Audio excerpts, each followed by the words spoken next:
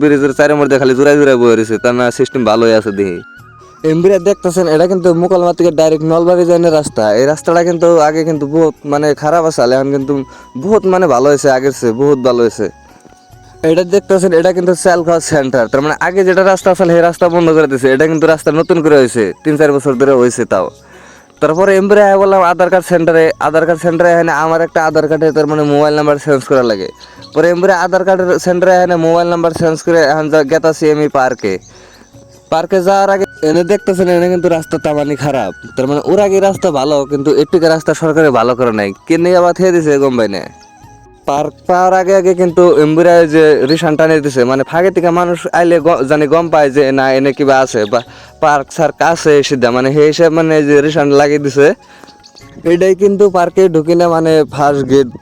তো first gate দিয়ে আমরা ঢুকে গেলাম, ঢুকে যাওয়ার পরে কিন্তু দেখতেছেন দুই সাইড দিয়ে কি মজার করে গাছ লাগাইছে, আর মধ্যে কিন্তু রাস্তা থেয়ে দিছে।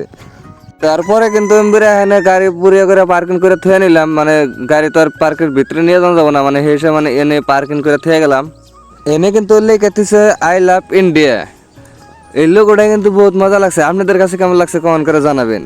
তারপরে কিন্তু আমরা টিকিট কাটা পার্কের ভিতরে ঢুকে পড়লাম। পার্কের ভিতরে ঢুকে নিয়ে আমরা দেখতেছি যে ব্রহ্মপুত্রের উপরে হেলিকপ্টার খাড়া করে থুয়ে দিছে। ওই জন্য দেখতেছেন যে ছোট ছোট ঘর কিনা পানির উপর দিয়ে উঠে থুয়ে দিছে। ওই ঘর কিনা কিন্তু আঙ্গে জমতে না, ওই ঘর কিনা যারা যারা জোড়ায় জোড়ায় আহে তাকে জমতে। ও আল্লাহ, ইমরা হেডে যে হরাইঘাট ব্রিজ,